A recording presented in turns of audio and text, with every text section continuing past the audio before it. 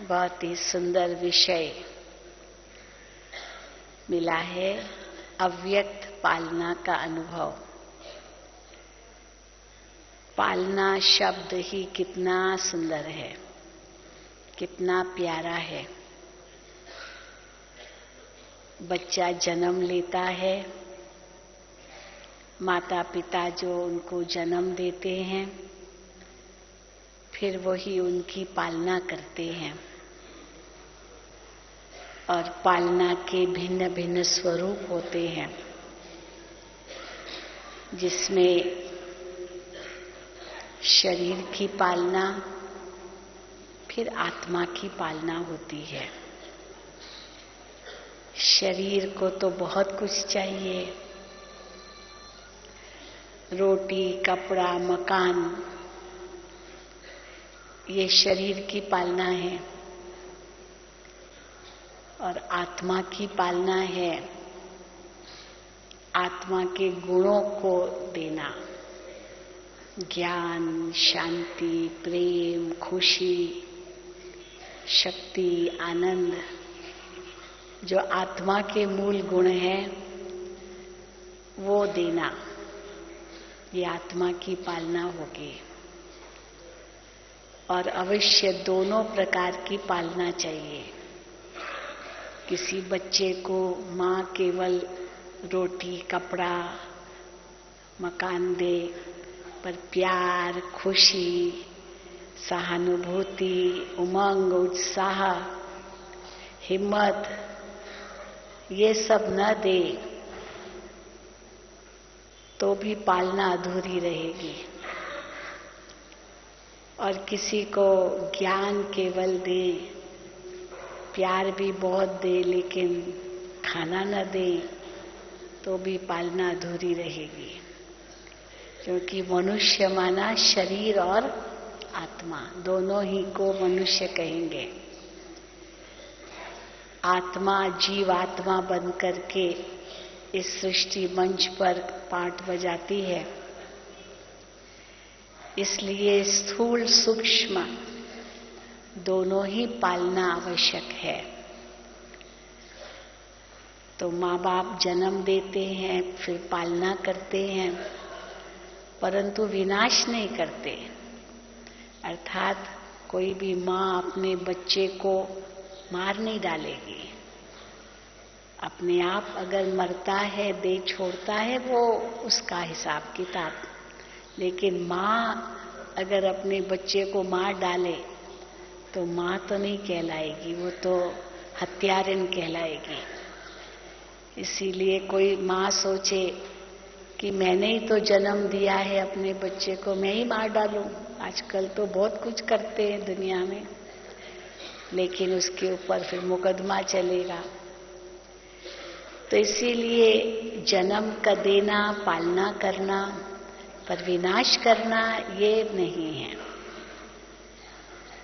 तो भगवान भी देखो, बाप दादा इस समय जन्म देते, पालना करते, फिर विनाश के लिए बाबा कहते वो तो ड्रामा अनुसार होता है, बाबा नहीं करते। विनाश बाबा करते हैं क्या? नहीं। किसी को भी दोष नहीं देंगे, वो ड्रामा अनुसार होता है। इसलिए बाबा कई बार कहते हैं ब्रह्मा का पाठ है, विष्णु का पाठ है, पर शंकर का कोई पाठ नहीं है। ये तुम ही इस समय तपस्वी मूर्त बनते हो और संपूर्ण बनते हो तपस्या के बल से, और फिर समय को समीप लाते हो। तो विनाश तो चाहिए, क्योंकि बच्चों को सत्युगी राजाई चाहिए। इसलिए शंकर का कोई ऐसे पाठ नहीं है, तभी शिव शंकर को एक कर दिया है। कल दादी जानकी ने सुनाया कि ब्रह्मा द्वारा हमें पालना मिली, फिर त्याग भी हमें ब्रह्मा बाबा ने सिखाया। तो ब्रह्मा त्याग की मूर्त है, माता पिता बड़े त्याग के मूर्त होते हैं ना। बाबा कई बार कहते हैं बच्चा माँ के साथ सोता है, अगर समझो बच्चे ने पेशाब किया, गीला कर दिया, अब उस समय कहाँ चेंज करेंगे, तो बच्चे को अपनी जगह देगी और खुद गीले पर सो जाएगी, सूखा स्थान बच्चे को देगी। इतना त्याग होता है माँ में। खाना नहीं है बचा कुछ तो अपना आपको भूखा रखेगी, पर बच्चे को जरूर देगी। ये माता पिता का त्याग होता है। इतना कुछ कमाते हैं, बाप से पूछो किसके लिए कमाते हैं, तो कहेंगे बच्चों के लिए कमाते हैं। किसी को अगर बच्चे नहीं होते हैं मान लो, और धन बहुत है, तो लोग उनको कहते इतना तुम कमाते किसके लिए, बच्चे तो है नहीं। क्योंकि बच्चों के लिए ही कमाना होता है, और कमाते हैं तो उनको बहाना मिल जाता है बच्चों के लिए, क्योंकि बच्चों को तो कुछ देना है ना। और बच्चे हो और कमाई न हो तो बड़ा दुख होता है। बच्चों को क्या दें, बच्चे मांगेंगे तो सही कि जन्म दिया है तो हमें कुछ चाहिए भी आपसे, हक तो मांगेंगे ना अपना। तो माँ बाप ने बच्चे तो पैदा किए, पर उनको हक भी देना है। तो ये सब दुनिया में होता है जरूर, और ये सब पालना के विभिन्न स्वरूप है। तो माता पिता से भी पालना मिलती है, फिर शिक्षक से भी पालना मिलती है, पालना ही कहेंगे। शिक्षा भी एक पालना ही है। माँ बाप भी शिक्षा देते हैं कैसे बच्चों को चलना है, कैसे दुनिया में रहना है, कैसे व्यवहार करना है। तो शिक्षक भी पालना करते हैं, क्योंकि शिक्षा देते हैं, ज्ञान देते हैं। फिर गुरु की भी पालना होती है, क्योंकि गुरु भी दीक्षा देते हैं, अगर दीक्षा कहें या जो कहें, सदगति का मार्ग बताते, आगे जन्मों के लिए भी अपना उद्धार करना है। मान लो बाप, टीचर्स, गुरु, फिर चाहे अन्य संबंध भी देख लो, वो पालना ही करते हैं, क्योंकि आत्मा और शरीर दोनों की पालना चाहिए। माता पिता, शिक्षक, गुरु तो कहेंगे देते हैं, सखा भी देता है और लेता है। साजन सजनी के संबंध में भी पालना होती है। और फिर माँ बाप बच्चे की फिर पालना करते हैं। बच्चे बड़े हो गए तो वो माता पिता बन जाते हैं। तो इस संसार के अंदर ये खेल तो चलता ही है, पर अलौकिक रीति से भगवान हमारी पालना करते हैं, ये भी मनुष्य कहते हैं। कहते भगवान ही सबको खिलाता है। एक चींटी को भी भगवान पालता है। एक गीत है ना, किसने, अजगर करे न चाकरी पंछी करे, अजगर करे क्या है ना कुछ, अजगर करे न काम अजगर करे न चाकरी पंछी करे न काम। कौन कभी वो कह के गए, सबके दाता राम, ऐसे कहावत है। तो राम तो सबका दाता ही है। अजगर कोई की भी सेवा थोड़ी करता, अजगर चाकरी नहीं करता। पक्षी भी उड़ते ही रहते हैं, वह किसी की अपने में मस्त रहते हैं, लेकिन भगवान उनको भी खिलाता है। तो इसीलिए भगवान सबकी पालना करता है, ये भी भक्ति में बहुत सुंदर कहावत है। परंतु प्रैक्टिकल रूप में इस संगम युग पर भगवान हमारी पालना कर रहे हैं। और हम कहते हैं कि 33 वर्ष तक 1936 से 1969 तक साकार में शिव बाबा ने ब्रह्मा बाबा के द्वारा साकार में पालना दी। और अभी 1969 से लेकर अब तक 2011 42 वर्ष हो चुके। अव्यक्त रूप में बाप दादा हमारी पालना कर रहे हैं। शिव बाबा तो पालना कर ही रहे हैं, ब्रह्मा बाबा भी पालना कर रहे हैं, वो भी तो माता पिता है। आज भी बाबा ने मुरली में कहा दादा, तो बड़ा भाई के रूप में भी पालना होती है ना। माँ बाप अगर गुजर जाते हैं तो छोटे भाई बहनों की पालना बड़ा भाई या बड़ी बहन करती है। तो दादा भी ब्रह्मा बाबा दादा के रूप में, बड़ा भाई के रूप में, तो वो भी पालना करते हैं। और दादा माना ग्रैंडफादर, तो शिव बाबा हमारा ग्रैंडफादर है, ब्रह्मा हमारा बाप है, तो वो भी पालना करते हैं। जगत पिता तो ब्रह्मा को ही कहा है। और वैसे भी कहावत है दुनिया में, शास्त्रों में आता है कि ब्रह्मा जी को संकल्प उठा कि मैं सृष्टि रचूं, तो ब्रह्मा जी को संकल्प आया और एक संकल्प से सृष्टि रच गई, सृष्टि रच गई।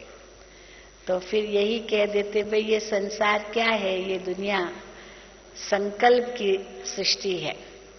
ब्रह्मा के संकल्प से यह सृष्टि पैदा हुई।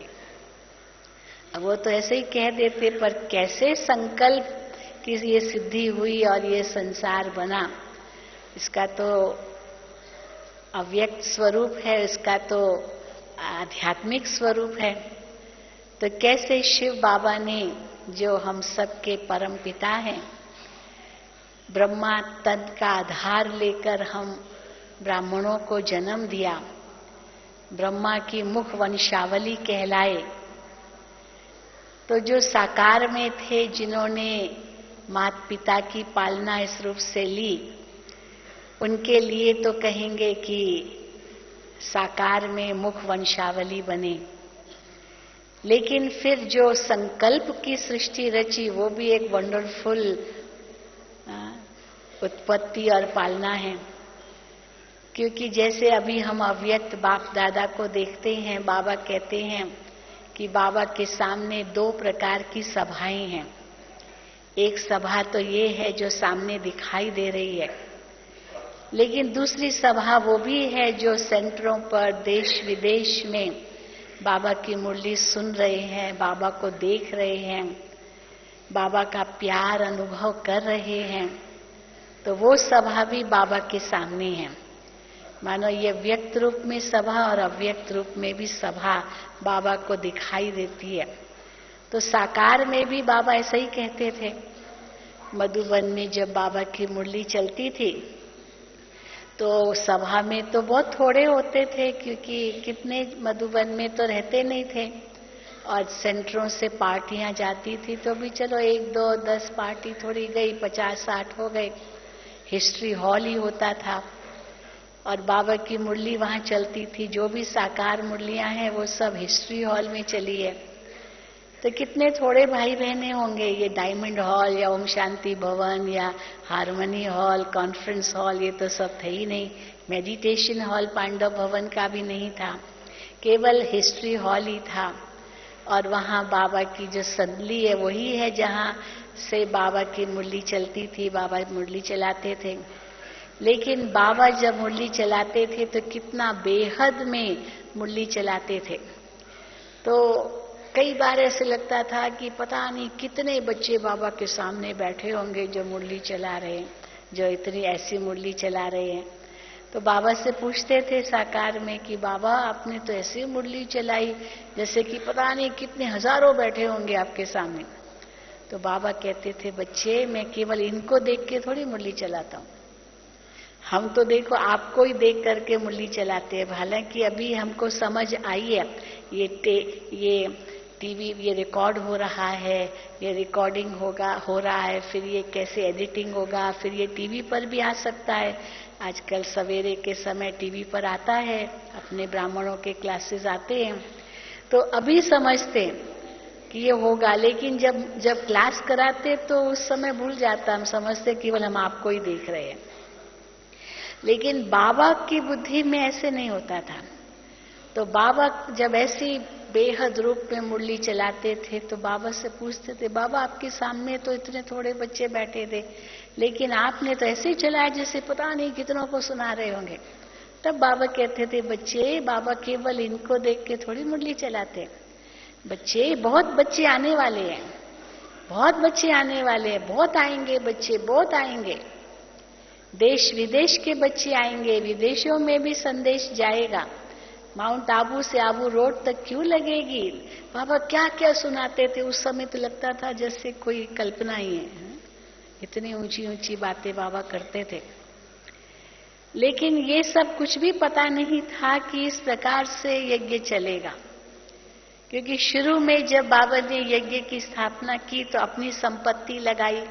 ब्रह्मा बाबा की जो अपनी संपत्ति थी, जो उनके बिजनेस से मिली थी, वही संपत्ति लगाई, या बच्चे थोड़े बहुत लेकर आए होंगे, जो कुछ भी, कोई सारे परिवार भी आए, चलो क्या लाए होंगे, कितना लाए होंगे, और यज्ञ में सब समर्पित हो गए। और 14 साल तक बाबा ने इतने प्यार से पालना की। गुलजार दादी बहुत सुंदर अनुभव सुनाती है कि आज भी दादी गुलजार सुना रही थी, विदेशियों का क्लास कराया दादी जी ने, तो दादी बता रही थी कि कैसे हम लोगों की पालना ऐसे हुई जैसे ठाकुरों की पालना होती है ना। छोटे छोटे ठाकुर रखते हैं घरों में, कैसे उनको उठाते हैं, जगाते हैं, नहलाते हैं, कपड़े सुंदर पहनाते, छोटे छोटे ठाकुरों को, कृष्ण की मूर्ति, राम की मूर्ति, ऐसी छोटी छोटी मूर्तियां, चांदी की मूर्ति होती है, पित्तल की मूर्तियां, बहुत छोटी छोटी ठाकुर कहलाते हैं। खास करके वल्लभाचारी लोग बहुत इस प्रकार का करते हैं। फिर उनके आगे कितना भोग रखते हैं। तो बाबा भी हमारी ऐसी पालना करते थे, क्योंकि जो भी हमारी दादियां हैं वो सब जो जिन घरों से आई, वो बहुत बड़े बड़े घरों से आई, बहुत धनवान घरों से आई, पर एक धक से सब त्याग कर दिया, कुछ भी आगे पीछे देखा नहीं। क्योंकि ब्रह्मा बाबा को श्री कृष्ण का रूप देखती थी, घर बैठे श्री कृष्ण का साक्षात्कार होता था, और श्री कृष्ण उनको कहता था कि मेरे से मिलना, इनके पास जाओ, तो ढूंढ ढूंढ करके पहुंच जाते थे बाबा को बाबा से मिलने के लिए। तो इस प्रकार से आत्मा आकर्षित होकर के आई, तो बस एक धक से स्वाहा हो गई, कुछ नहीं सोचा आगे पीछे। परंतु बाबा ने उनकी इतनी प्यार से पालना की, जो उनको दुनिया सारी भूल गई, जो 14 साल तक दुनिया का मुंह नहीं देखा। और उन्हीं 14 वर्षों में दुनिया का नक्शा ही बदल गया। यूरोप का नक्शा बदल गया, कम्युनिज्म आ गया, सेकेंड वर्ल्ड वॉर हुआ, भारत, हिंदुस्तान, पाकिस्तान का बंटवारा हुआ, सब उन्हीं 14 सालों के भीतर में हुआ। और फिर 14 साल की तपस्या जो की इन्होंने, पर इनको तो जरा भी पता नहीं चला, आभास नहीं हुआ कि दुनिया में क्या हो गया, क्योंकि बाबा ने इतनी प्यार से पालना की उनकी, और इतने साक्षात्कार करते थे, स्वर्ग में घूमते थे, क्या क्या अनुभव करते थे, जो सुधबुद्धि नहीं कि दुनिया कोई दूसरी है भी। लौकिक भी सब कुछ भूल गया, क्योंकि अलौकिक रूप से बाबा ने कितनी प्यार से पालना की, ज्ञान की भी पालना की, और इतने शक्तिशाली होकर के निकले। लेकिन बाबा मुरलियों में कहते थे कि बच्चे, ये सारा परिवार एक साथ ही रहेगा, एक साथ ही चलेंगे, एक साथ ही घर जाएंगे, बाबा आपको छोड़ के नहीं जाएगा, आपके संग ही रहेंगे। अभी बाबा की मुरलियों में आता है कि साथ में ही हैं, साथ में ही रहेंगे, साथ में ही चलेंगे। लेकिन उसका सूक्ष्म रूप क्या था, उसकी गहराई क्या थी, उसकी सीक्रेट क्या थी, उस समय सोचा भी नहीं था। ये सोचा था कि साकार में ब्रह्मा बाबा इसी शरीर में साथ में रहेंगे, ऐसे ही सोचा था। और ऐसे ही सोच करके पलते रहे बाबा की छत्र छाया में। और जब बाबा उनको कहते थे कि बच्चे तुम लोग पत्र लिख करके आओ, ऐसे लेटर बनाओ, प्रेसिडेंट के लिए लेटर, प्राइम मिनिस्टर के लिए लेटर, या क्वीन एलिजाबेथ के लिए लेटर, तो वो सोचते ये सब किस लिए, हमको थोड़ी कोई सेवा करनी है, बस ऐसे ही रहना है, बाबा के पालना में पलते रहना है, और अंत में ऐसे ही हम उड़ जाएंगे, वतन में चले जाएंगे, बस दुनिया तो देखनी नहीं है। परंतु जब बाबा उनको ऐसे कहते थे कि बच्चे ऐसे तुमको उनकी सेवा करनी है, तो ये सोचते हम क्या सेवा करेंगे, हम तो ऐसे ही चले जाएंगे वतन में। तो बाबा ने जो इतनी 14 सालों तक उनकी पालना की, और इतना उनको वो सुख दिया, वो शक्ति भरी, इसलिए और कुछ सुध-बुध थी नहीं। परंतु जब भारत में आए 1950 में, और फिर उसके बाद बेगरी पाठ चला, क्योंकि धन तो खत्म हो गया, लेकिन फिर भी बाबा ने किसी को ये महसूस नहीं होने दिया यज्ञ में कि धन नहीं है। आती थी जो किचन वाली कि बाबा आज लंच क्या बनाए, खाना क्या बनाए, ब्रेकफास्ट क्या बनाए। बाबा से पूछते थे, अभी है ही नहीं कुछ, 4 आने पड़े हैं तिजोरी में बस या भंडारी में, क्या बनाए। तो पहले तो बाबा कहेंगे चलो बच्चे सब चलो पहाड़ों पर, और पहाड़ों पर जाते थे और वहाँ चेरी बेरी ये सब जो पहाड़ों में जो छोटे छोटे फल वल मिलते थे, बहुत कुछ होता था, आम होते थे, बहुत कुछ था। बस वो सवेरे सवेरे जंगलों में गए, पहाड़ों पर गए, वो खा करके आ गए, पेट भर गया, नाश्ता अलग तो जरूरत ही नहीं। फिर लंच क्या करें, तो फिर बाबा कहते थे भंडारे वाली को बच्ची थोड़ा रुको, आटा ही नहीं है, 300 भाई बहने, 400 भाई बहने क्या खाएंगे। तो देखो कैसे बाबा की कमाल थी, क्योंकि ब्रह्मा बाबा को ये निश्चय था, ये इंसान का तो कार्य है ही नहीं, तो भगवान का कार्य है, उसको ही पालना करनी है, मैं तो निमित्त हूं। कई बार ब्रह्मा बाबा कहते थे वाट वेंदे बांभड़ भाथो, सिंधी में कहते रास्ते चलते ब्राह्मण फंस गया। बाबा को तो क्या मान था, कितना समाज उनको मान देता था, कितना ऊंचा उनका धंधा था, राजाओं महाराजाओं के साथ उठना बैठना होता था, अंग्रेजों के साथ उठना बैठना होता था, ठाठ से रहते थे। परंतु शिव बाबा की प्रवेशता हुई, सब कुछ बदल गया, और इतने सब को शिव बाबा ने आकर्षित किया जो बाबा को ब्रह्मा बाबा के साथ ही रहे, तो उनकी भी पालना की। तो बाबा को ये जरूर निश्चय था, ये शिव बाबा का कार्य, मेरा तो है नहीं। अब उनका कार्य है तो पालना भी तो उनको ही करनी है ना, हमको थोड़ी करनी है। जिसके बच्चे हैं सब, मैं तो निमित्त बनाऊं, शिव बाबा के ही बच्चे हैं। पर हाँ, ब्रह्मा बाबा को ख्याल तो चलता था, तो बाबा को शिव बाबा से बातें करते, बाबा ये अभी दोपहर का भोजन बनना है। तो शिव बाबा से जैसे उनको प्रेरणा मिलती थी, बच्चे धीरज धरो। और सचमुच 11 बजे पोस्ट आती थी, वो पोस्ट में लेटर्स आते थे, वो कौन भेजता था कुछ पता नहीं, लेटर खोलते अंदर पैसे होते थे, किसने भेजा कोई को पता नहीं, ऐसी हालत होती। तो बाबा कहते थे जाओ बच्ची, वो बुलाएंगे, जाओ बच्ची आटा लेकर के आओ, जाओ बच्ची सब्जी लेकर के आओ, जाओ बच्ची ये लेकर के आओ, और देखो तो 1 बजे के अंदर भोजन तैयार।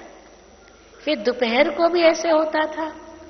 तो ये भी बाबा ने बाबा के चमत्कार देखे, कैसे बच्चों की पालना हुई, और ज्ञान से तो बाबा पालना करते ही थे, वो खुशी वो प्यार बाबा देते ही थे। आज भी हमारी दादियां याद करती कैसे बाबा हमको पहाड़ों पर ले जाते थे।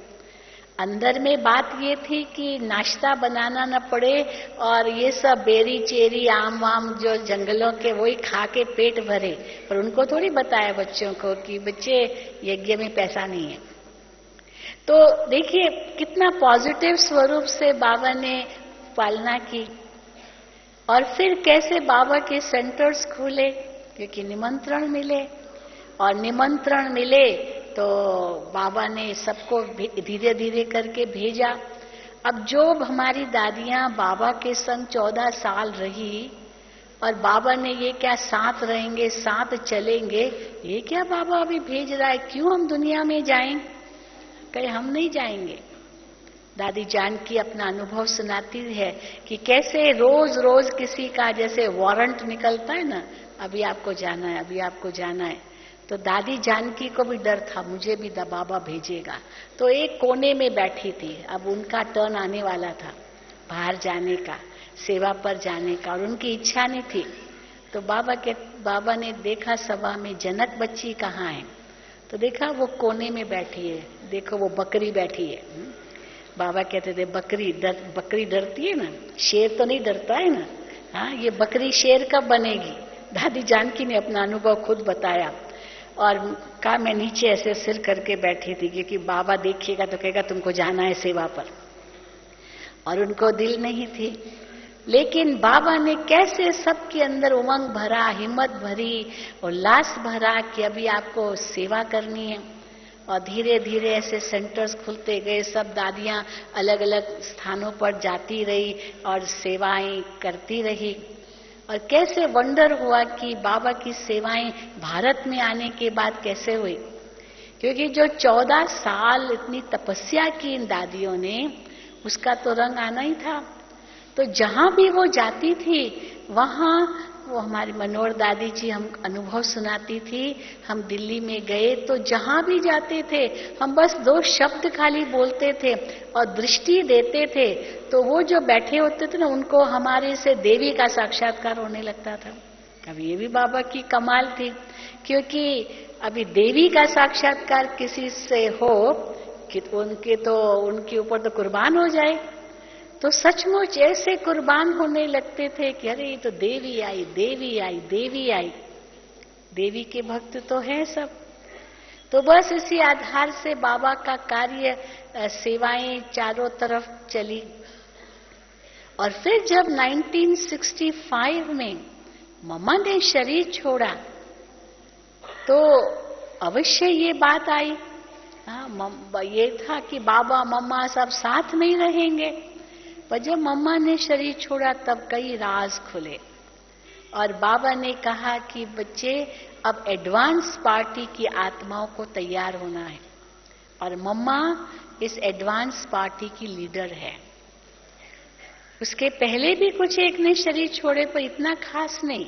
यज्ञ के अंदर हाँ कुछ भागंती हो गए, कुछ छोड़ के गए, पर ये बाबा को आश्वासन देके गए, क्योंकि बेगरी पाठ था तो बाबा को आश्वासन दिया, बाबा हम जाएंगे, धंधा करेंगे, नौकरी करेंगे, कमा करके देंगे यज्ञ को। बाबा कहते थे बच्चे जरूरत नहीं है, शिव बाबा बैठा है पालना करने वाला, आपको तो ये ईश्वरीय सेवा करनी है। लेकिन थोड़े जो कच्चे थे ना बच्चे, तो वो बाबा से छुट्टी लेकर के बाबा ने कहा ठीक है आपको अपना हिसाब किताब बुला रहा है, इसीलिए वो गए। फिर गए तो आप समझ सकते ना क्या हुआ होगा। ओम शांति वो भी गए कई, अभी भी कई ऐसे मिलते हैं यज्ञ में रहे थे, फिर कैसे गए, फिर कैसे माया के वश हुए। फिर तो बाबा कहते कोई जिसकी 5वें मंजिल से कोई गिरा, हड्डी हड्डी टूट गई तो जुड़ना तो मुश्किल है ना, भले जिंदा भी रहे तो भले वो अभी भी अपने आप को कोई ब्रह्मा कुमार कुमारी कहलाए भी, लेकिन फिर भी वो तो नहीं है ना जो दादियों की शक्ति है। तो इस हिसाब से यज्ञ आगे बढ़ा। पर जब मम्मा ने शरीर छोड़ा तब बाबा ने नया राज ये खोला एडवांस पार्टी का। उसके पहले एडवांस पार्टी का ज्ञान ही नहीं था। और फिर आप देखते हैं कैसे बाबा ने एक और कई राज खोलते गए। तो क्योंकि पहले तो मम्मा पालना करती थी, मम्मा ही यज्ञ को संभालती थी, मम्मा ही सबको देखती थी, क्योंकि एडमिनिस्ट्रेशन के लिए बाबा ने बहनों को आगे किया। ब्रह्मा बाबा की भी जो प्रॉपर्टी थी वो सब बाबा ने बहनों के नाम पर किया। उसमें मम्मा लीडर थी, दादी जी, दीदी जी, शांतामणि दादी, ये पांच मिट्ठू बहन, ये 5 बहनें थी मुख्य। और भी थे जिनके नाम पर विल कर दी सारी अपनी प्रॉपर्टी और मम्मा ही सब चलाती थी।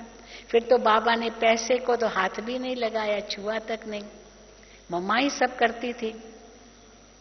दादी जी यज्ञ में जैसे मम्मा को मम्मा कहते थे तो दादी प्रकाश मणि जी मुन्नी मम्मा थी। मुन्नी माना 3/4। तो जैसे मम्मा के बाद दादी जी और दीदी जी थे, दीदी मनमोहिनी, और शांतामणि दादी भी थे, वो खजांची थी, सारा हिसाब किताब वही रखती थी। और हमारी मिट्ठू दादी थी जिन्होंने पंजाब में खूब सेवाएं की। चंद्रमणि दादी भी थी। तो ये बहुत दादियां थी उस समय। और परंतु जब मम्मा ने शरीर छोड़ा और एडवांस पार्टी का राज शुरू हुआ तो फिर अभी माँ कौन, क्योंकि पालना माना माँ चाहिए। तो फिर ब्रह्मा बाबा ने कैसे ये स्पष्ट किया कि शिव बाबा पिता, ये ब्रह्मा अलौकिक माँ, ये वनी है ना जिनके द्वारा रचना रची। तो ये वनी हो गई। बाबा कहते थे शिव बाबा वो पिता, ये माँ। फिर तो सभी माताएं तो है ही, बहनें तो है ही जो पालना करती रही, पर ब्रह्मा माँ के रूप में कैसे पालना करती रही। परंतु फिर जब ब्रह्मा बाबा अव्यक्त हुए अब ये तो कोई सोच भी नहीं सकता था, क्योंकि बाबा फिर भी कहते थे साथ रहेंगे, साथ चले, अभी भी कहते हैं साथ चलेंगे, हाँ? बाबा आपको छोड़ के नहीं जाएंगे। लेकिन ये समझ में नहीं आया कि कैसे साथ रहेंगे, कैसे शरीर में साथ रहेंगे। तब जब बाबा के अव्यक्त होने के 6 मास पहले बाबा ने साकार में कहना शुरू किया, बच्चे ये शरीर भी कोई सदा नहीं रहेगा, ये तो पुराना शरीर है, ये तो तमो प्रधान शरीर है, ये तो विनाशी है। परंतु उस समय कई बहनें ट्रांस मैसेंजर्स अव्यक्त वतन का अनुभव तो करती थी। उसमें सबसे पहले गुलजार दादी ने अव्यक्त वतन का अनुभव किया, सूक्ष्म वतन का अनुभव यज्ञ के अंदर 1940 या 41 में गुलजार दादी ने सबसे पहले किया। संदेशियां तो बहुत थी उस समय, ध्यान में तो जाती थी, लेकिन विनाश का साक्षात्कार और परमधाम का साक्षात्कार, सतयुग का साक्षात्कार, शहजादियां उनके तन में आते थे, शहजादे आते थे, मानो एक स्वर्गीय सीन, धर्मराज की सीन वो देखते थे। फिर वो आकर के उसका ड्रामा करते थे। 14 साल यही किया तपस्या जो की कराची के अंदर। लेकिन गुलजार दादी उसमें सबसे पहली आत्मा थी। संदेशी तो वो शुरू से ही थी, जब आते ही उसको स्वर्ग का साक्षात्कार हुआ, 9 साल की थी, तो वो ध्यान में तो बहुत जाती थी।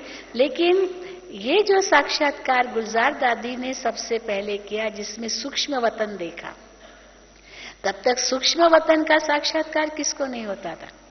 और बहुत हुए साक्षात्कार, ज्योति का साक्षात्कार, परमधाम का, आदि आदि कैसे सतयुग चलता है, स्वर्ग का साक्षात्कार, विनाश का, बहुत कुछ देखते थे।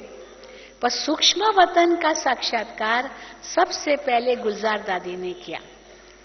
तो एकदम बैठी थी, क्योंकि सब तपस्या में बैठे थे, तो एकदम से ध्यान में चली गई और ध्यान में जाकर के एक विचित्र दुनिया देखी। मानो जैसे एक चंद्रमा जब पूर्णमासी की रात में चमकता है, आकाश में कैसे चांदनी फैल जाती है। मान लीजिए आप उस समय हजारों चंद्रमाएं हो और सब पूनम की चांद हो, हजारों चंद्रमाएं, तो उनकी चांदनी कैसे हो जाएगी चारों तरफ, बिल्कुल सिल्वर की लाइट, चांदनी, उसको चांदनी कहते हैं ना। तो जैसे चांदी का वो प्रकाश, तो ऐसी दुनिया उसने देखी, बिल्कुल चारों ओर जैसे हजारों चंद्रमाओं की चांदनी चारों ओर फैली हुई। और उस चांदनी के बीच में, उस सुनहरे चांदनी के प्रकाश के बीच में ब्रह्मा बाबा की आकृति का स्वरूप देखा, फरिश्ता स्वरूप, लाइट में ब्रह्मा बाबा का ही चेहरा था। दादी तो डर गई। वैसे भी गुलजार दादी थोड़ी शाई नेचर की ना, बहुत ज्यादा बोलते नहीं, वैसे बचपन से ही ऐसा है उनका। तो बाप ऐसे स्वरूप को देख करके तो डर गई, ये क्या हम देख रहे, ये कौन है, ये ब्रह्मा बाबा है। ऐसे लाइट में देखा तो डर गई और डर करके वापस आ गई, डर के मारे। जैसे कोई डर के मारे नहीं इसकी स्थिति हिल जाती, तो वैसे डर गई और डर के वापस आ गई। तो वापस आकर के उसने बाबा को बताया कि बाबा ऐसे ऐसे हमने आपका ही रूप देखा। तो बाबा को भी उत्सुकता हुई कि मेरा अव्यक्त रूप देखा, वो कैसा रूप होगा, क्या देखा। तो बाबा ने उनसे कहा कि आपने पूछा क्यों नहीं कि आप कौन हो। अब वो कैसे पूछे, कोई श्रीमत मिले तब तो डर के मारे आ गई। तो बाबा ने कहा अच्छा फिर जाओ और फिर देखो आपको वो रूप दिखाई दे ना, तो उनसे पूछो कि आप कौन हो। तो फिर गई, फिर साक्षात्कार किया और उस रूप के सामने आई और उससे पूछा आप कौन हो। तो कहा कि मैं साकार ब्रह्मा बाबा का अव्यक्त स्वरूप हूं और यही साकार ब्रह्मा संपूर्ण बन करके ये बनेगा। अपने तरफ इशारा किया। तो अब ये राज गुलजार दादी ने आके ब्रह्मा बाबा को सुनाया कि बाबा ये मैंने साक्षात्कार में देखा और सुना, आपका वो संपूर्ण स्वरूप है और आप संपूर्ण बन करके वो रूप बनेंगे। ये यज्ञ के अंदर कराची में जो 14 साल की तपस्या के समय गुलजार दादी ने अनुभव किया, तो उस समय के बाद बाबा के अंदर में ये बहुत आता था, मुझे संपूर्ण बनना है, मुझे संपूर्ण बनना है। मम्मा को भी अनुभव होता था संपूर्ण बनना है, मानो एक लगन लग गई। बाकी तो बच्चे थे, कभी थोड़े अलबेले हुए, कभी क्या, पर माता पिता थे तो लगन तो बहुत थी उनकी, और उनको देख करके बच्चे फॉलो करते थे। और बाबा कई बार दादी गुलजार को कहते थे कि जाके देख के लाओ कि मेरा वो अव्यक्त स्वरूप इस साकार स्वरूप से कितना निकट पहुंचा है, यानी वो साकार स्वरूप अव्यक्त के कितना निकट पहुंचा है। क्योंकि वो दो स्वरूप देखती थी, वो साकार स्वरूप और अव्यक्त स्वरूप। मार्जिन देखती थी, गैप दोनों के बीच में वो देखती थी, अभी बाबा को बताती थी। तो बाबा और पुरुषार्थ करते थे कि ये गैप कैसे, जो मार्जिन है, जो अंतर है, ये कैसे कम हो। तो जब बाबा अव्यक्त हुए, अब ये तो एक बहुत बड़ा मानो एक अनुभव, क्या कहेंगे, न्यूज जब मिली तो बहुत बड़ी बात थी। मैं आपको अपना अनुभव सुनाऊं, क्योंकि कभी सोचा भी नहीं था कि ऐसे होगा। मेरा भी अलौकिक जन्म में बड़े नाज से कहती हूँ, बड़े नशे से कहती हूँ, स्वमान से कहती हूँ कि मेरा अलौकिक जन्म बाबा की गोद में हुआ। कईयों से हम पूछते हैं कि कईयों से पूछते आपका अलौकिक जन्म कैसे हुआ, तो हर एक अपना अपना अनुभव सुनाते हैं। मैं 7 दिन का कोर्स किया तो मुझे अच्छा लगा। कोई कहते हैं हमने कोर्स नहीं किया, बस वो दादी की हमको दृष्टि मिली, मेरा अलौकिक जन्म हो गया। कोई कहते हैं बस हमने शिव बाबा की लाइट देखी, मुझे साक्षात्कार हो गया, मेरा अलौकिक जन्म हो गया। कोई क्या अपना अनुभव बताते, जन्म कैसे हुआ, अलौकिक जन्म। तो मेरा अलौकिक जन्म बाबा की गोद में हुआ, क्योंकि मेरी लौकिक माता जी मुझे बाबा के पास ले गई। तब साकार में बाबा 1959 दिसंबर की बात है ये। मैं तो बच्ची थी, 11 साल की थी, 59 की बात है। तो बाबा ने ब्रह्मा भोजन का निमंत्रण दिया था कुछ माताओं को। तो मेरी मदर उन दिनों में जाने लगी थी सेंटर पर बॉम्बे में। तो मेरी माताजी मुझे ले गई, जैसे बच्चों को ले जाते हुए। 11 साल की आयु क्या होती है उसके पे तो मुझे कुछ पता नहीं था। तो जैसे ही बाबा के सामने गए तो उस समय ब्रह्मा भोजन भी कोई छोटा मोटा रूप नहीं था, जैसे आजकल में ब्रह्मा भोजन है सब मिल करके खाओ। दादी कहती है चलो मिल करके खाते हैं। रोज ही ब्रह्मा भोजन खाते हैं, लेकिन विशेष रूप से ब्रह्मा भोजन होता है तो सब मिल करके खाते दादियों के संग। अब बाबा के संग ब्रह्मा भोजन तो बहुत बड़ी बात होती थी, और इतने सारे भाई बहन तो होते नहीं थे। तो बाबा क्या करते थे, समझो 25-30 भाई बहने या जो भी है ब्रह्मा भोजन के लिए बाबा के विशेष निमंत्रण पर आए। तो बाबा उस समय बैठते थे, सब नीचे पट पर बैठते थे, कोई कुर्सी टेबल नहीं होते थे, सब पट पर बैठते थे। और जब तक पड़ोसा जाए तब तक एक एक बाबा के पास आता था, मम्मा के पास, बाबा के पास, और एक एक को बाबा गोद में लेते थे, दृष्टि देते थे, पीठ थपथपाते थे, फिर एक गिट्टी मुख में डालते थे। ये पालना थी। और उस समय जो वरदान बाबा का मिलता था वो तो कभी भूलता नहीं था। बाबा ने ये वरदान मुझे दिया, क्योंकि ब्रह्मा भोजन के समय बाबा के नजदीक आते थे। तो मेरा भी ये मौका बना, हालांकि मैंने पहली बार ये सब देखा, कुछ पता नहीं था। तो मेरी माँ, लौकिक माता जी बाबा की गोद में गई, उसको बाबा ने क्या कहा वो तो वो जाने, लेकिन जब मेरा टर्न आया उसके बाद तो मैं तो थोड़ा घबरा रही थी, क्योंकि इतना बड़ा बुजुर्ग बाबा और मैं तो छोटी बच्ची। लेकिन बाबा ने मुझे बुलाया, आओ बच्ची आओ, क्योंकि इस बाबा समझ गए कि बच्ची घबरा रही है। तो बाबा ने कहा आओ बच्ची। तो बस मुझे तो ऐसे लगा जैसे कोई सुई चुंबक तरफ आकर्षित होती ना, एकदम से पकड़ लेती है। तो मैं दौड़ी, करीब होंगे 10-12 फीट या 15-20 फीट की दूरी पर। तो मैं दौड़ी और दौड़ करके सीधा बाबा की गोद में चली गई। बाबा को हिला दिया और बाबा की गोद में गई। वो जो दृश्य कभी भूलता नहीं है। और बाबा ने मुझे मेरी पीठ थपथपा कर कहा, बच्ची अपने पिता के पास वापस आ गई। ये बाबा का वरदान मुझे उस समय मिला। तो बस मुझे तो यही महसूस हुआ कि मुझे सच्चा पिता मिल गया, क्योंकि लौकिक में मेरे पिता की डेथ हो गई थी, मैं बहुत छोटी थी, इसलिए पिता को तो कभी देखा नहीं। पर ये मेरे अलौकिक पिता है, ये मुझे महसूस हुआ, क्योंकि और बाबा ने जैसे कहा बच्ची अपने पिता के पास वापस आ गई, तो मुझे लगा मेरा सच्चा पिता मुझे मिल गया। तो मानो ये नया जन्म मेरा हुआ उसमें। बस फिर तो पीछे क्या मुड़ना, फिर तो मैं बाबा के सामने, क्योंकि इंग्लिश में पढ़ती थी, इंग्लिश मीडियम स्कूल में बॉम्बे जैसे शहर में रहती थी, और इंग्लिश तो वहाँ थी ही। तो बाबा के आगे मैं इंग्लिश में भाषण करती थी, इंग्लिश में पोइट्री सुनाती थी। तो इंग्लिश में जब सुनाती थी तो बाबा इतना प्यार करते थे हमको, जो बात मत पूछो। बच्ची तुम तो इंग्लिश बहुत अच्छा बोलती हो, बाबा कहते थे। बच्ची तुम और होशियार हो जाओ, बाबा तुमको विदेश भेजेगा। ये साकार में बाबा मुझे कहते थे विदेश भेजेगा। विदेश का तो पता ही नहीं क्या होता है विदेश, लेकिन बाबा तुमको विदेश भेजेगा, बच्ची तुम इंग्लिश में और होशियार हो जाओ। फिर मैं मधुबन गई, तो मधुबन में जब गई तो वहां बाबा का इतना प्यार मिला, इतना प्यार मिला जो बात मत पूछो। क्योंकि मधुबन में जब पार्टियां जाती थी बाबा के आगे, तो उस समय बाबा ही सब कुछ था, ये क्लासेस तो कुछ होते ही नहीं थे। आज भी बाबा ने मुरली में कहा कि मधुबन में तुम आते हो रिफ्रेश होने, ये भट्ठी है, इस भट्ठी में तुमको और कुछ याद नहीं आना चाहिए, क्योंकि मधुबन में कोई बाहर का वातावरण है ही नहीं, कोई और लौकिक दुनिया है ही नहीं, केवल ये अलौकिक दुनिया ही है, अलौकिक परिवार ही है। संसार के गोरख धंधे यहाँ है ही नहीं। जो भी सेवा भी कर रहे हो ये भी बाबा के बच्चों की ही कर रहे हो, कोई बाहर की दुनिया वालों की तो नहीं है ये। तो इसीलिए यहाँ पर कोई देहधारी और याद नहीं आना चाहिए। तो उस समय जब मधुबन में आते थे, बस बाबा मम्मा यही सारा संसार था हमारा।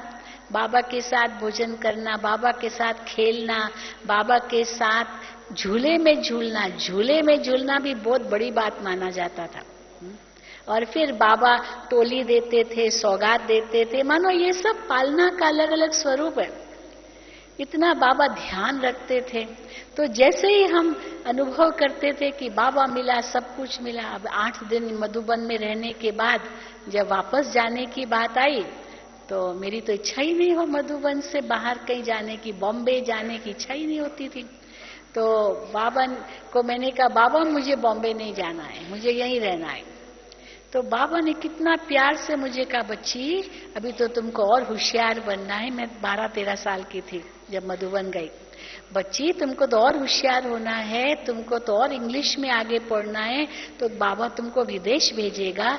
अब यहाँ तो माउंट आबू तो छोटा सा गांव है, यहाँ तो कुछ नहीं है। बम्बई तो बड़ा शहर है, वहाँ तुम और आगे बढ़ोगी पढ़ोगी तो तुम बहुत आगे सेवा करोगी, इसलिए तुमको तो बहुत सेवा करनी है।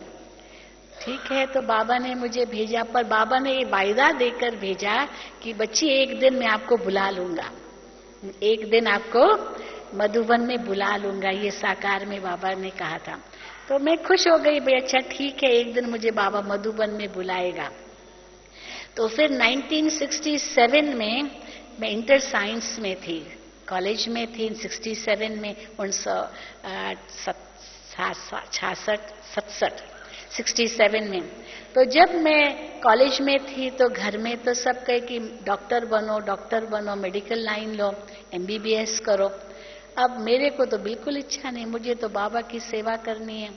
बस बाबा ने मुझे कहा कि तुमको विश्व सेवा करनी है, अभी डॉक्टर क्या बनूंगी मैं।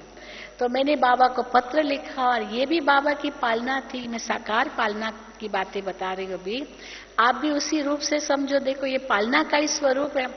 तो बाबा को मैंने पत्र लिखा, बाबा तो जानते थे मुझे, और कुमारियों को तो बाबा बहुत प्यार करते थे। ये कुमारियां तो सारे विश्व को जीतेगी, सारे विश्व में सेवा करेगी। कुमारियों के प्रति बाबा की बहुत बुद्धि जाती थी कि ये कैसे सेवा करेगी ऊंची, क्योंकि और बंधन तो है नहीं। तो बाबा को मैंने पत्र लिखा कि बाबा मेरे घर में सब कह रहे हैं कि तुम डॉक्टरी पढ़ो, मैं क्या करूं बाबा। बाबा को पत्र लिखते, बाबा हर पत्र का जवाब देते थे। तो बाबा ने मुझे जवाब में पत्र लिखा, बच्ची बाबा तो आप में बहुत उम्मीद रखते हैं और बाबा चाहते हैं तुम रूहानी डॉक्टर बन के विश्व की सेवा करो। ये बाबा ने मुझे कहा।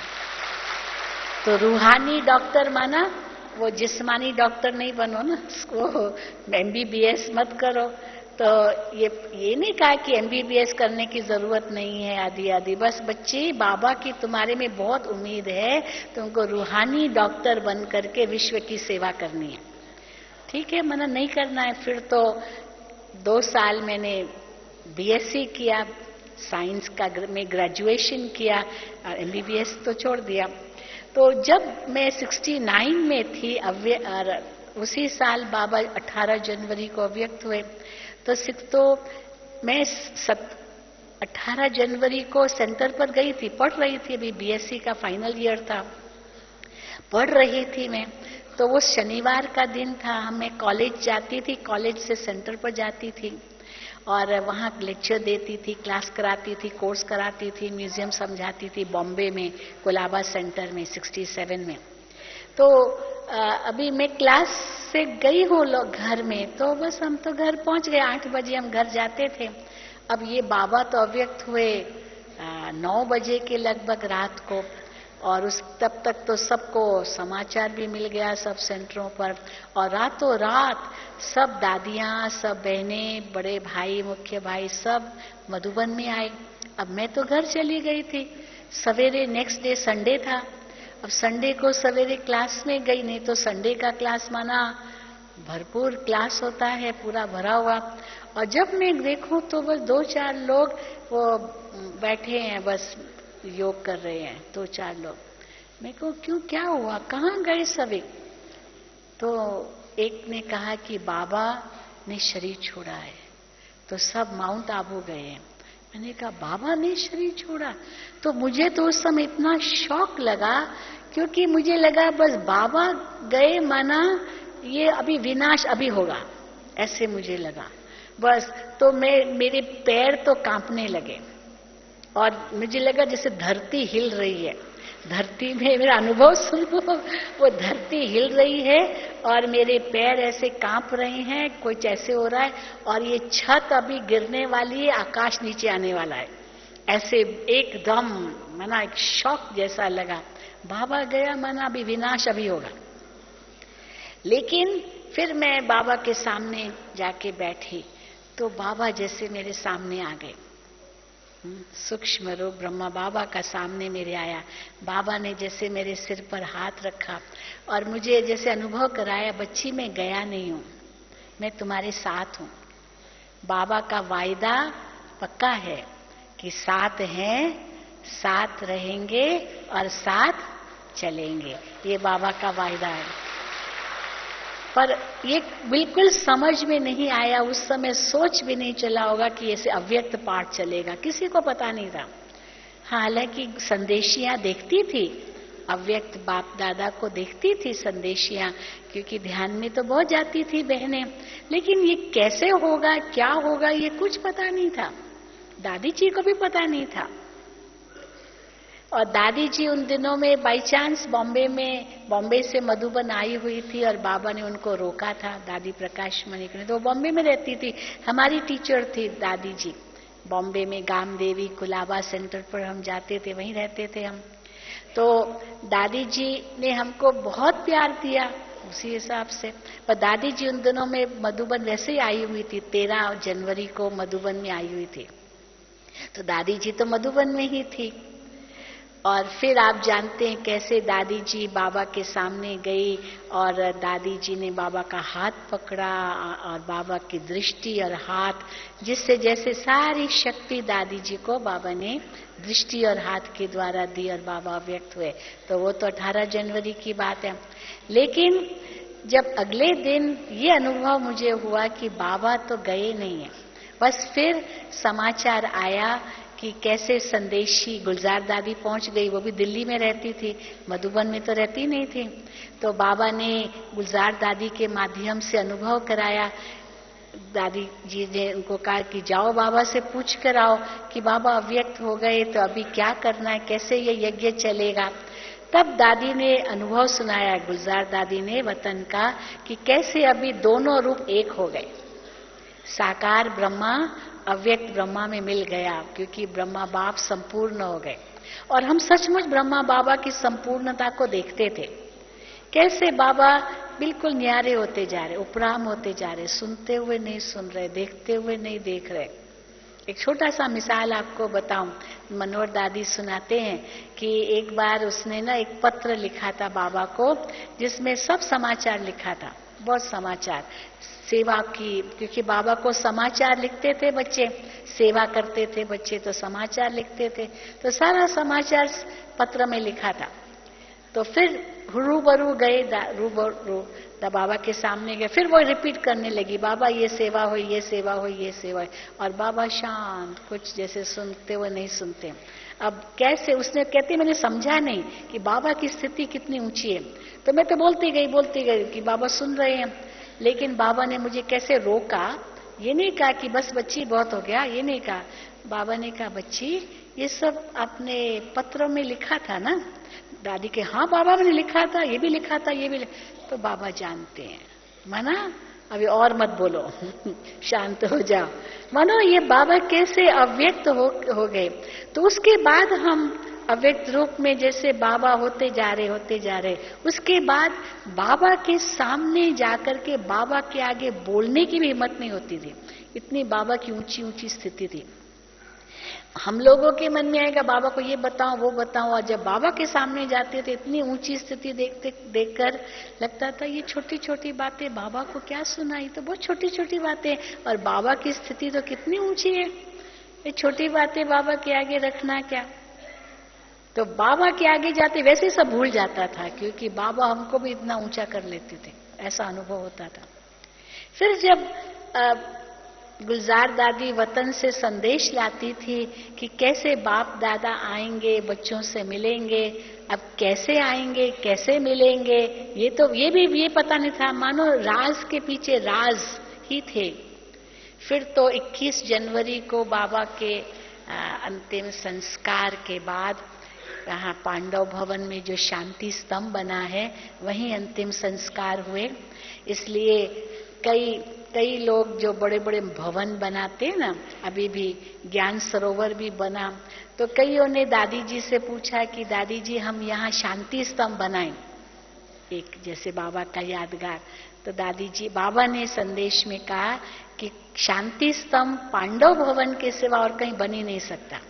ब्रह्मा बाबा का कमरा जैसे पांडव भवन में बाबा का कमरा है, ये 4 धाम है, बाबा की झोपड़ी है, हिस्ट्री हॉल है, और ये शांति स्तंभ, ये 4 जो धाम है ये पांडव भवन में ही है और कहीं नहीं ऐसे बन सकते हैं। तो कोई नहीं कहीं भी शांति स्तंभ बना सका है। बोले झोपड़ियां बनाते अपने किस्म की, बाबा की कुटिया बनाते हैं, लेकिन जो मधुबन में है पांडव भवन में ये 4 धाम है, वो तो पांडव भवन की विशेषता है। इसीलिए वो शांति स्तंभ पांडव भवन में, जहाँ पर ब्रह्मा बाबा के रथ का अंतिम संस्कार किया गया, और फिर नियम प्रमाण जैसे कोई शरीर छोड़ता है उनका संस्कार होता है, तो वतन में संदेशी जाती है, तो गुलजार दादी जी गए। ये भी एक छोटी सी आपको बड़ी इंटरेस्टिंग बात सुना दूं कि बाबा रोज 11 बजे के लगभग झोपड़ी में बैठते थे। रोज बाबा को कुछ न कुछ जैसे जूस देते थे या कुछ चने देते थे। बाबा को दिन में 11 बजे लंच से पहले 11 बजे थोड़ा देते थे। तो बाबा के पास एक बुलबुल आती थी झोपड़ी में। वो बुलबुल बाबा के हाथ से दाना लेती थी, कुछ न कुछ बाबा उनके लिए खास दाना मंगाते थे, वो बुलबुल लेती थी। रोज 11 बजे विदाउट फेल वो आती थी और बाबा झोपड़ी में उनसे मिलते थे, मानो उनको खिलाते थे। अब बाबा जब अव्यक्त हुए तो कौन उस बुलबुल को खिलाए, वो तो पहुंचती थी अपने टाइम पर।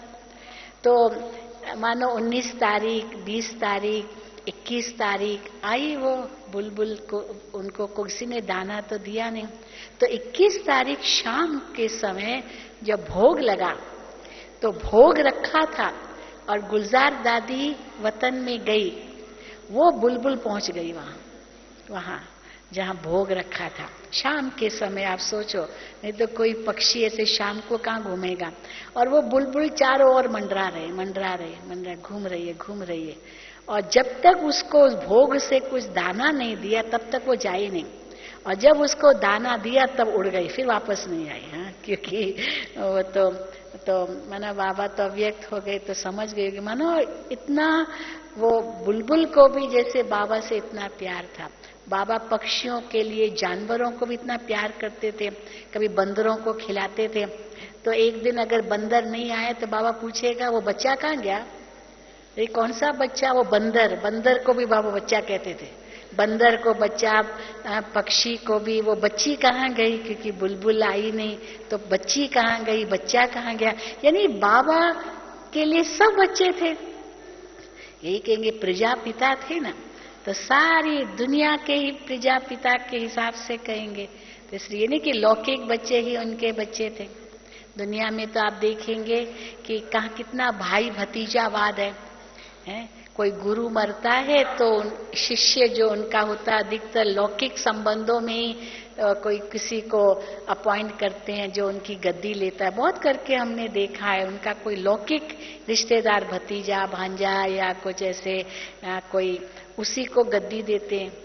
लेकिन यहाँ पर दादी प्रकाशमणि जो बाबा की लौकिक में कुछ नहीं थी, कोई संबंध नहीं था, लेकिन ज्ञान और योग में इतनी आगे गई जो देखो बाबा की गद्दी उसने संभाली। तो मानो कि ये अव्यक्त बाप दादा का पाठ वहीं से शुरू हुआ। और जो पहली मुरली चली जिसमें बाबा ने सारे राज बताए, उसके बाद समझ में आया कि अब ये यज्ञ कैसे चलेगा। क्योंकि बाबा ने यहाँ तक याद दिलाया कि बाबा ने जो कहा है बाप दादा ने कि साथ हैं, साथ रहेंगे, साथ चलेंगे, ये वायदा बाबा पूरा निभाएंगे। क्योंकि अभी सोचा बाबा चले गए तो क्या साथ हुआ, क्या साथ चलेंगे। लेकिन अव्यक्त मुरलियों में भी हमें पता चलता है, बाबा बताते हैं कि अंत में तो साथ में ही चलना है। और ब्रह्मा बाबा तो सूक्ष्म वतन में, परम धाम के गेट तो अभी तक खुले नहीं है। परम धाम के गेट तो साथ में खोलने हैं, बच्चों के साथ खोलने हैं। फिर शिव की बारात निकलेगी। पहले तो बच्चे सूक्ष्म वतन में पहुंचे, वो भी बाप समान बने और अव्यक्त बने, संपूर्ण बने, और फिर एक साथ वतन में चलेंगे। तो अभी तक तो बाबा, ब्रह्मा बाबा तो इंतजार ही कर रहे हैं। पर हाँ, ये जरूर कहा, क्योंकि जब बाबा अव्यक्त हुए तो दादी प्रकाशमणि जी को ये संकल्प जरूर आया कि, क्योंकि उस समय दादी सामने थे जब ब्रह्मा बाबा की आत्मा उड़ी, तो दादी जी तो बाबा के कमरे में उनके सामने ही थे। बाबा बैठे थे पैर नीचे करके, आंखें बंद करके, और ऐसे। अब दादी जी उनके सामने गए। दादी जी ने कहा बाबा बाबा। बाबा ने आंखें नहीं खोली। तो ध्यान खिंचवाने के लिए दादी ने बाबा के हाथ पकड़े, बाबा। तो बाबा ने आंखें खोली, और बाबा ने जैसे आंखें खोली तो उसी समय ही आंखें खोली, दृष्टि और हाथ की सकाश से उसी समय जैसे बाबा ने सारा दादी जी को विल कर दिया, हैंडओवर किया, और आत्मा उड़ गई। दादी जी को लगा ये हाथ ढीला कैसे हो गया, और ऐसे सिर झुक गया होगा। और परंतु दादी जी को बिल्कुल नहीं आभास हुआ कि आत्मा को उड़ गई होंगी। दादी को लगा पता नहीं क्या हो गया। बस फिर डॉक्टर को बुलाया, लिटा तो दिया, पर डॉक्टर को बुलाया। डॉक्टर ने तो कहा ये तो आत्मा तो उड़ गई। परंतु उस दृष्टि और हाथ की शक्ति से दादी जी को इतनी शक्ति का अनुभव हुआ जो दादी के एक आंसू एक भी नहीं आया, और किसी को रोने नहीं दिया। नहीं तो कितने रो सकते, किसी को रोने नहीं दिया। सब जगह लाइटनिंग कॉल करके संदेश दिया कि बाबा बुला रहे हैं, बाबा अव्यक्त हुए हैं, बाबा बुला रहे हैं, सब आओ। और जब गुलजार दादी आई तो बाबा ने दादी को कहा कि जाओ वतन में पूछो, आप तो देखती हो। तो कई बार दादी जाती रही, बाबा दादी जी का संदेश लेकर जाती थी, फिर आकर के संदेश सुनाती थी। तो जब पहली बार गई बाबा के अव्यक्त होने के बाद बॉडी को तो रखा था हिस्ट्री हॉल में कि जाओ बाबा से पूछ के आओ कि बाबा की अंतिम स्टेज कैसी थी, आत्मा जब शरीर छोड़ रही थी तब कैसी स्टेज थे। तो बाबा ने वतन से बहुत सुंदर बात, बहुत सुंदर संदेश दिया। बाबा ने पहले कहा कि पहले तो बाबा ने दादी जी का आह्वान किया, सब संकल्प की शक्ति है ये। दादी जी का आह्वान किया और उसी समय दादी जी को संकल्प आया मैं बाबा के कमरे में जाऊं। कोई बुलाया नहीं, पर दादी जी को संकल्प आया कि मैं बाबा के कमरे में जाऊं, क्योंकि करीब 9 बजे थे, कोई देर नहीं हुई थी। बाबा क्लास करा करके आए कमरे में, तो दादी जी का मैं बाबा के पास जाऊं और बाबा से पूछूं कैसी है तबीयत। तब दादी जी को संकल्प आया और दादी जी कमरे में गए और उनके जैसे इंतजार किया कि दादी जी आए और मैं हैंडओवर करूं। तो उस समय जब आत्मा जब शरीर से अलग हो रही थी, तब वो अनुभव भी ब्रह्मा बाबा ने सुनाया कि उस समय 3 प्रकार की खींच थी, 3 प्रकार की खींच थी। पहली थी शिव बाबा बुला रहे हैं, बच्चे आओ मेरा साथी बन जाओ और मिल करके अब इस सेवा को विहंग मार्ग की गति देंगे, तो परमानेंट साथी बन जाओ।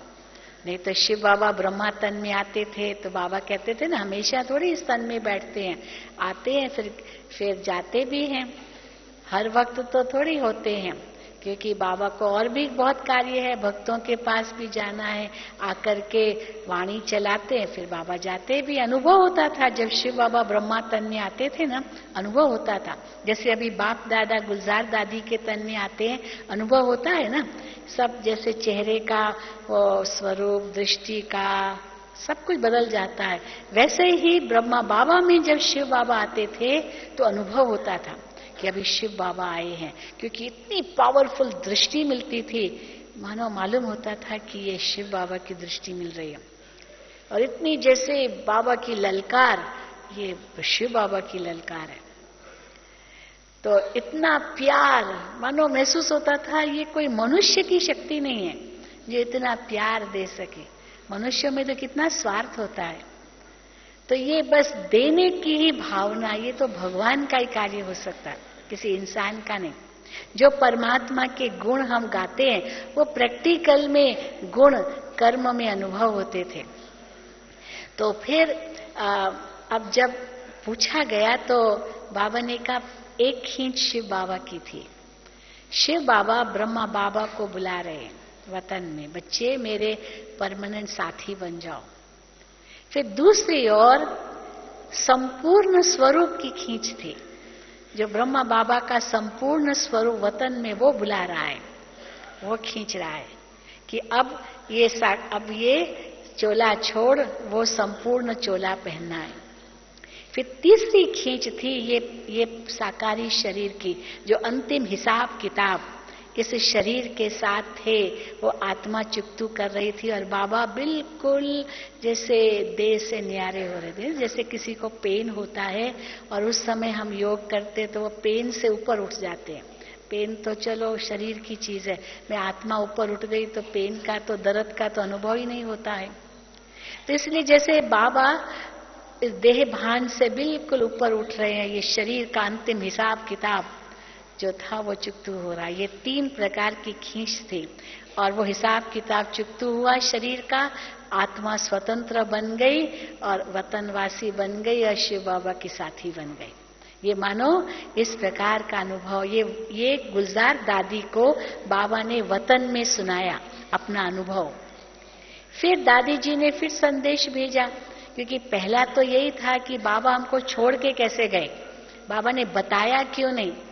पता मालूम था बाबा को, क्योंकि दिन भर बाबा की दिनचर्या ही अलग प्रकार से चली, भोजन भी जल्दी रख लिया, क्लास भी जल्दी रख लिया, सब पत्रों के जवाब भी दे दिए, मानो अपना काम पूरा कर लिया बाबा ने जो उनका था, और सेवा भी नहीं छोड़ी, रात्रि क्लास भी कराया। तो बाबा आपने पहले क्यों नहीं बताया? तो बाबा ने संदेश भेज दिया, बच्चे अगर बाबा बताते तो छुट्टी देते, हाँ, बाबा जाएंगे, अगर बाबा बताएंगे तो क्या छुट्टी देते? छुट्टी कहाँ देते? तो बाबा कैसे पूछ भी सकता है या बता भी सकता है कि छुट्टी लेंगे। फिर कहा कि बाबा आप हमको छोड़ के चले कैसे गए?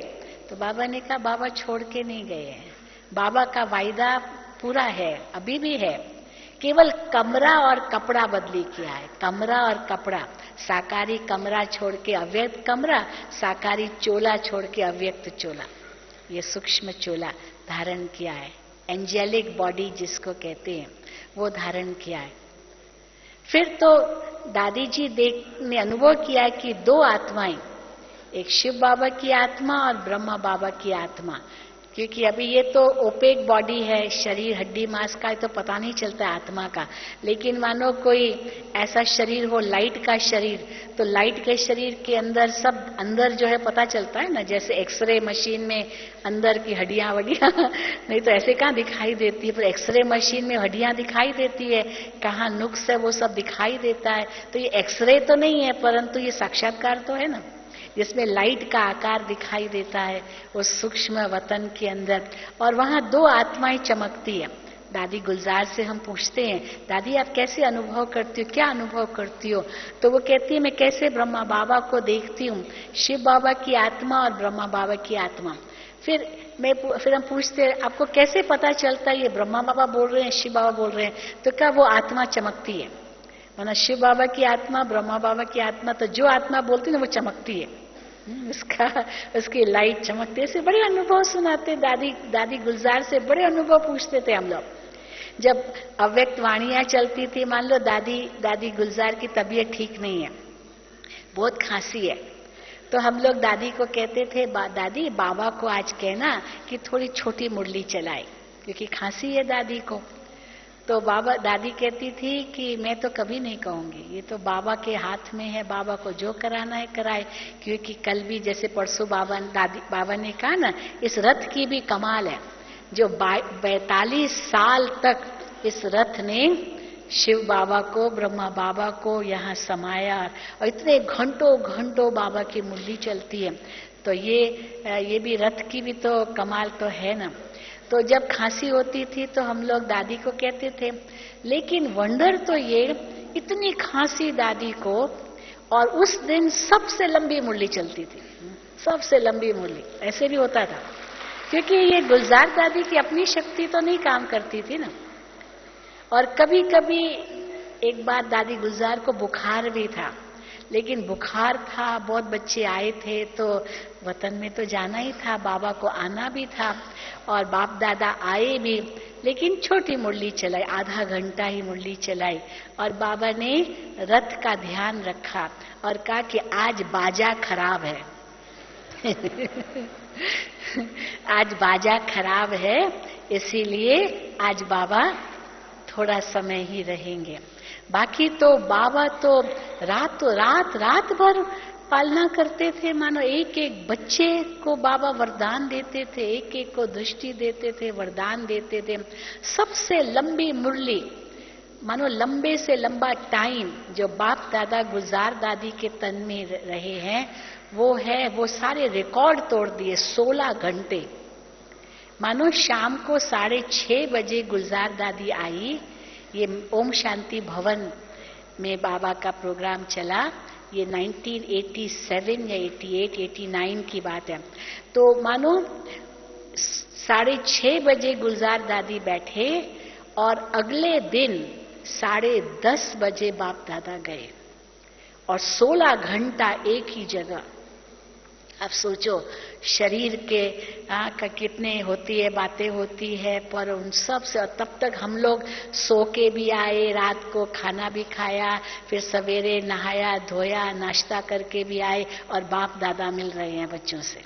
अब सोचो 16 घंटे, मानो सारे रिकॉर्ड तोड़ दिए सारे। लेकिन बाबा की ये कमाल थी। और जब गुलजार दादी 16 घंटे के बाद मानो वापस आई, चेहरा एकदम फ्रेश। कई भाई बहनों ने चैलेंज किया उस समय कि जैसे बाप दादा यहाँ 16 घंटा बैठे हैं, हम भी ऐसे ही सामने बैठेंगे पूरा टाइम। तो बैठे पूरा टाइम, लेकिन आप सोचो 16 घंटे के बाद शक्ल कैसी हुई होगी, हाँ? थके हुए होंगे, नींद नहीं की, कुछ नहीं, तो शरीर तो डिमांड करता ही है ना। परंतु गुलजार दादी जब वापस आई तो इतनी फ्रेश जैसे कि अभी सो के उठी है, क्योंकि वो तो थी नहीं ना वजह से। ये तो बाप दादा का पाठ था, बाप दादा ने ये उसके द्वारा किया, और बाबा तो उनको वतन में जैसे सुला देते। इसलिए कई बार उस दिन भी बाबा की मुरली में था, परसों की जब व्यक्त मुरली चली, कि ब्रह्मा बाबा ने कभी मुरली मिस नहीं की, क्योंकि शिव बाबा ब्रह्मा तन में आते थे तो ब्रह्मा बाबा के कान सबसे पहले सुनते थे। सोचो अभी मैं बोल रही हूं तो मेरे कान तो सबसे पहले सुन रहे ना, फिर ये आवाज ट्रैवल होकर के आप तक पहुंच रहा है। तो ब्रह्मा बाबा तो कैसे मुरली मिस करेंगे, क्योंकि उनके मुख से मुरली चलती है। और वंडर अभी ये कि गुलजार दादी कभी मुरली नहीं सुनती है, कभी भी मुरली नहीं सुनती। कैसे सुनेगी, वो तो सोई रहती है वतन में। इसीलिए जैसे ही वो वापस जाती है ना, अपने कमरे में पहुंचती है, तो जो यहाँ हमारे भाई टाइप करते उसी वक्त, तो वो जो उसी वक्त टाइप किया पहली प्रिंट कॉपी गुलजार दादी को मिलती है, और वो दादी रात को पढ़ती है जो, और हम सब ने तो सुन ली मुरली, और दादी पढ़ती है, वो सुनती नहीं है। तो हम लोग कभी कभी दादी को कहते थे, दादी आप तो बहुत लकी है, आप बाबा से मिलते हो, ऐसे करते हो, बाबा से इतनी बातें आप सुनते हो, इतने आप वरदान लेते हो, इतने संदेश लाते हो। तो दादी कहती नहीं, आप लोग ज्यादा लकी हो, हमारे से आप ज्यादा लकी हो, क्योंकि आप लोग डायरेक्ट सुनते हो, मैं तो सुनती नहीं हूं, तो कौन ज्यादा लकी हुआ। तो ये अनुभव दादी जी सुनाते हैं। तो सचमुच ये महसूस होता है ये कोई मनुष्य की शक्ति नहीं है, इतनी पालना करना। कई कहते हैं, अभी मुझे एक भाई उस दिन बता रहा था कि हमने सोचा कि ये तो शायद गुलजार दादी अपना कुछ बनाती होगी, कुछ करती होगी, सोचती होगी ये मैं करूंगी। लेकिन जब मैंने देखा, ये जो वीआईपीज आए थे उनमें से एक मिला, बात कर रहा था कि ये गुलजार दादी की शक्ति नहीं है। गुलजार दादी को क्या पता, क्योंकि जब शुरू शुरू में बाप दादा आते थे तो बाबा जब बच्चों से बात करते थे तो बाबा जो साकार में बाबा ने बातें की होगी ना बच्चों से, वो बाबा याद दिलाते थे। बच्चे, बाबा ने आपको ये कहा था, ऐसे कहा था, ये करना था, ये बाबा की बात आपको याद है, बाबा ने कही थी। अब ये वो बच्चा और बाबा जाने, गुलजार दादी को क्या पता। गुलजार दादी तो वो तो दिल्ली में रहती थी, वो तो कोई बाबा के साथ थोड़ी रहती थी, और किस किस से बाबा मिलते थे वो गुलजार दादी को क्या पता। तो मानो उस धीरे धीरे ये निश्चय होने लगा ये गुलजार दादी का काम ही नहीं है। वैसे भी आप देखो भाषा ही बिल्कुल अलग है। गुलजार दादी की भाषा अपनी, अव्यक्त बाप दादा की अलग ही भाषा। उस हिसाब से देखें तो भले अभी गुलजार दादी बाबा की पॉइंट बताएगी, जो बाबा ने अव्यक्त मुरली में चलाई वो गुलजार दादी पॉइंट बताएगी, लेकिन ढंग अलग होगा। जब बाप दादा आते हैं तो माहौल ही दूसरा होता है। तो ये कोई मनुष्य की शक्ति नहीं है। और अभी भी जब भी उस परसों भी बाबा से जब पूछा गया माना ये कब तक, तभी बाबा ने कहा ड्रामा देखो, क्योंकि वो ये होगा भी तो अचानक होगा। और फिर जो बाबा ने मुरली में कहा है, कई साकार मुरलियों में भी हम सुनते हैं, एक तरफ तुम बच्चे संपूर्ण बनते जाएंगे, दूसरी तरफ विनाश शुरू होगा। संपूर्ण बनेंगे और वहां विनाश शुरू होगा। मानो ये सब इकट्ठा होगा धीरे धीरे, और होगा तो अचानक होगा, कोई पूछकर नहीं आएगा। लेकिन उसके लिए तैयारी हमको बाबा पहले करा रहे। देखो साकार में भी कई बच्चे कहते हैं बाबा की तो वही वही मुरली चलती है, वही वही वही वही नहीं है। एक एक मुरली में कितनी गहराई है। अगर आप दोबारा पढ़ो आपको लगा अरे ये तो मैंने उस समय सोचा ही नहीं था जो बाबा की ये मुरली में है। और जो 21 जनवरी 1969 के दिन मुरली चली, उसमें जो बाबा ने कई राज बताए कि कैसे कोर्स तो साकार मुरलियों में ही है। हमारा 4 सब्जेक्ट्स, ज्ञान, योग, धारणा, सेवा, ये हमारी 4 सब्जेक्ट्स तो साकार मुरली में है। वो कोई बदला थोड़ी अव्यक्त वाणियों में भी। लेकिन अंतर क्या है, बाबा ने उस समय का अभी तक था कोर्स, और अभी है फोर्स। जो अव्यक्त वाणियां है ये फोर्स के रूप में है और साकार मुरलियां कोर्स के रूप में है। तो फोर्स में क्या होगा, बात तो वही होगी लेकिन ज्यादा फोर्स उससे वही बात कहेंगे।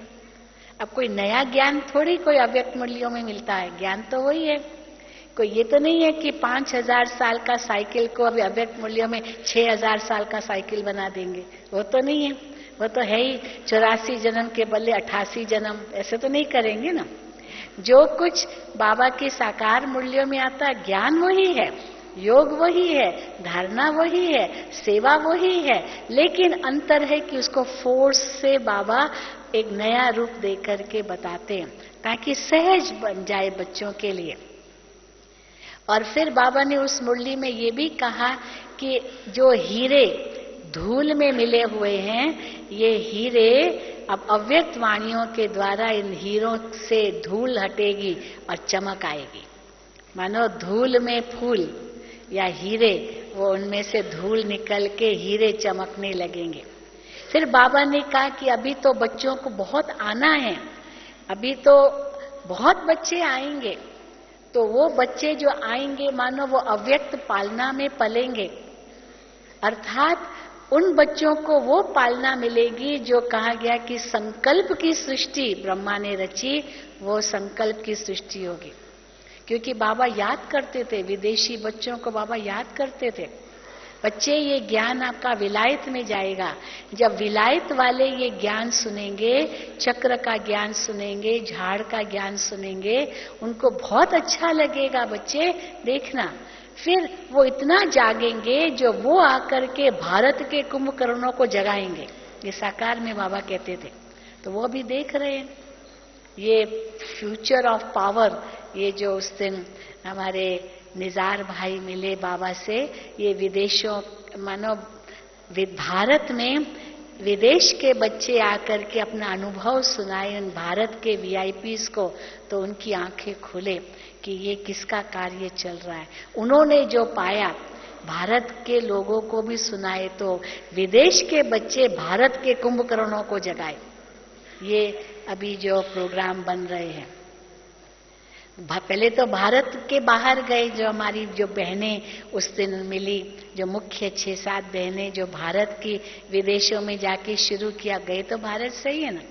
मोहिनी बहन न्यूयॉर्क, सुदेश बहन, जयंती बहन, चक्रधारी बहन, वेदांती बहन, निर्मला डॉक्टर, ये सब भारत से गए। फिर वहां से सारा रचा सारा। फिर उसके बाद वो दूसरे जो निकले, जो भी पुराने उस दिन बैठे थे बाबा के सामने, ये सब आदि रत्न है विदेश के। वो विदेश के आदि रत्नों ने फिर सारे विश्व में सेवा शुरू की। मानो जो आज 135 देशों में बाबा का कार्य चल रहा है, कैसे चल रहा है, विदेश के बच्चों ने शुरू किया। अभी भी जो विदेश के बच्चे आते वो यही कहते, हम तो आदि भारतवासी हैं, आदि भारतवासी है, परंतु विदेश में जाकर के रहे।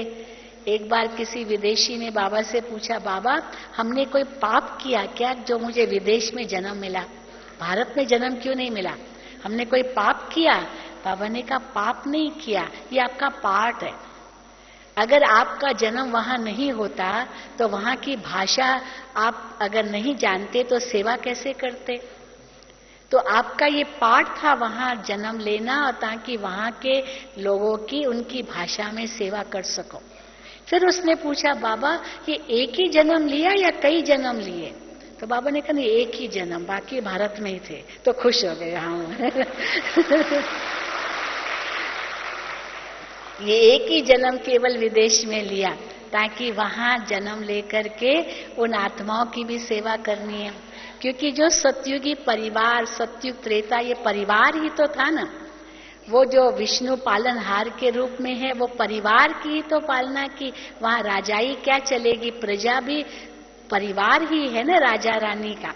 वैसे भी राजा रानी के लिए जो प्रजा है वो उनके बच्चे ही हैं, और राजा रानी को माता पिता के रूप में देखा जाता है। तो उनको प्रजा माता पिता कहती है, तो राजा रानी तो बच्चों प्रजा को बच्चे कहेंगे।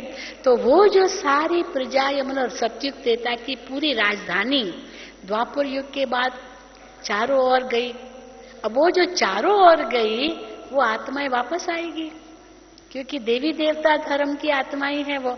भले वो और धर्मों में कन्वर्ट हो गए, वो फिर आएंगे। 1964 में पोप आया था भारत में। पोप, आप लोगों को मालूम है, पहले तो जब अंग्रेजों का राज्य था तो जो यहाँ क्रिश्चियन मिशंस बहुत थे, क्रिश्चियन मिशनरीज कई जगह, उड़ीसा में तो कई हैं, साउथ इंडिया में, केरला में, कई जगह चारों जहाँ गरीब थे। आज भी बाबा ने कहा मैं गरीब निवाज हूँ।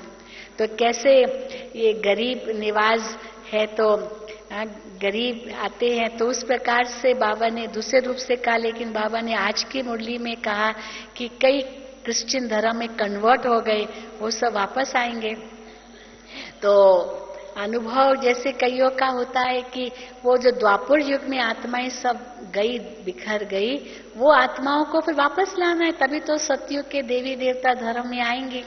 तो इसलिए ये कौन सी आत्माएं हैं जो बाबा के बच्चे बने हैं, जो सतयुग त्रेता की आत्माएं पर कन्वर्ट हो गए, फिर वापस आएंगे। तो क्रिश्चियन मिशनरीज ने बहुत कन्वर्ट किया, भारत में भी कितना कन्वर्जन हो गया है, बहुत कुछ हुआ।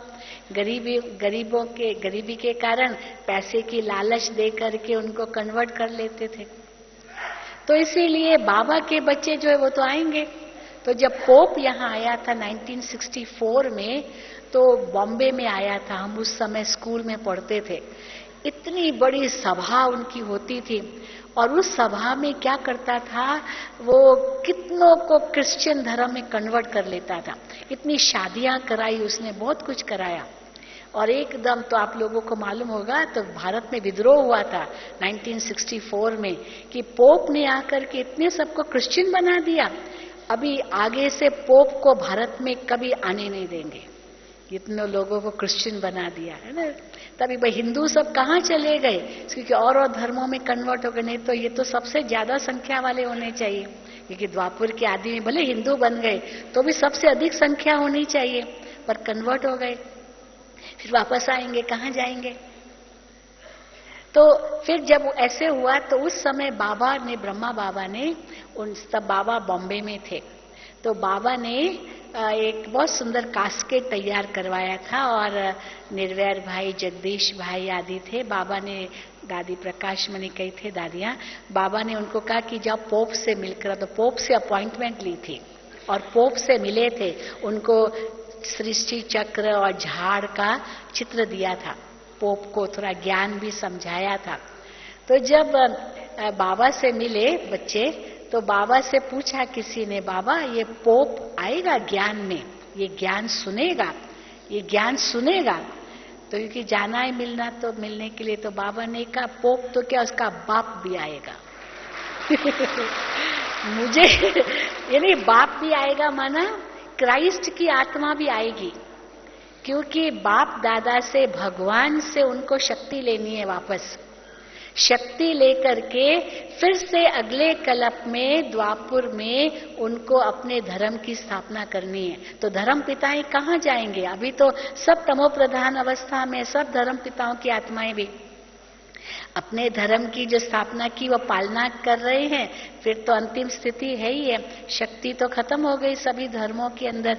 तो फिर वो बाबा से आकर के शक्ति लेंगे, और शक्ति लेकर के फिर वो द्वापर में अपने धर्म की स्थापना करने आएंगे।